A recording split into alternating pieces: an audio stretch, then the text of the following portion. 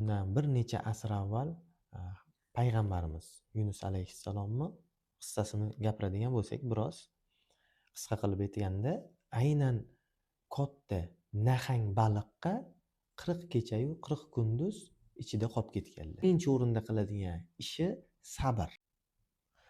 Assalomu alaykum, Antineuros kanaliga xush kelibsizlar. Ziyoddin qarshilarda. Alloh taolo hammaga har xil sinov va dard berish bilan sinaydi. Biza aynan nevrotik buzilishlar bilan bog'liq kechadigan holatlarga qaysidir ma'noda dosh bera olmay qolamiz.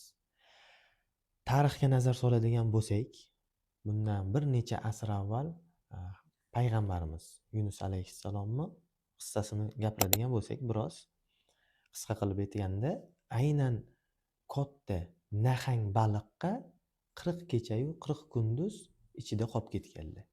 Ularni sabrlari juda kuchli hisoblangan. Toqatidan ortiq Alloh hech kimga sinov bermaydi. Deylik, nevrotik holatga olib qaraganda, bu holatda ham biza aynan sabrni o'rganishimiz kerak.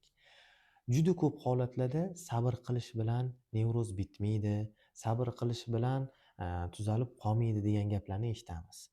Aslida sabrga yarasha harakat qilishimiz joiz ham qarz inson uchun. Ya'ni nevrotik inson yuragida xavotiri bormi, yomon o'y xayoli bormi, boshqa va hokazo. Birinchi o'rinda qiladigan ishi sabr va plus harakat. Inson sabr qilgandan keyin harakatni asta-sekinlik bilan boshlaydi.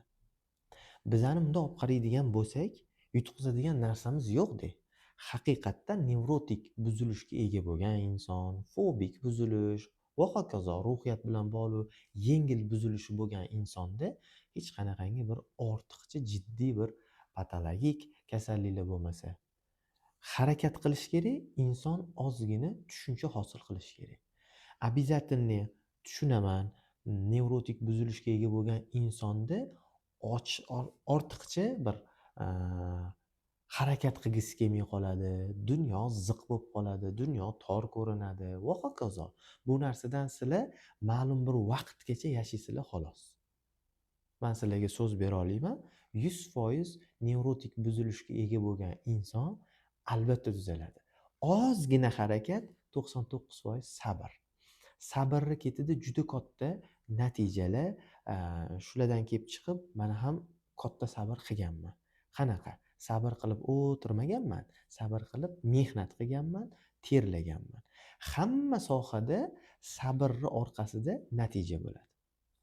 Shuning uchun qisqaroq qilishga qaror qabul qildim. Video ham uzun bo'lsa, insonlar ko'rishi, zerikib qolishi, har taraflama o'ylab shu videoni olamiz.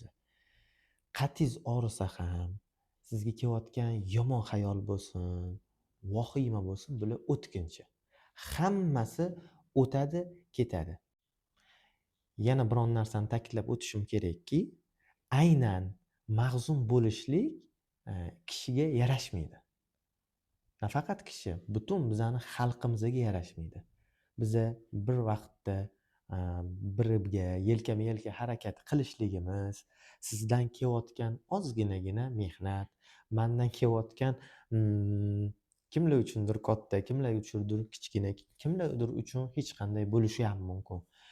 Lekin harakat bilan harakat qo'shilsa, o'rtada sabr bo'ladi.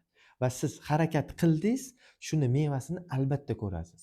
Hech qachon mag'zum bo'lmanglar. Sog' bo'linglar, salomat bo'linglar.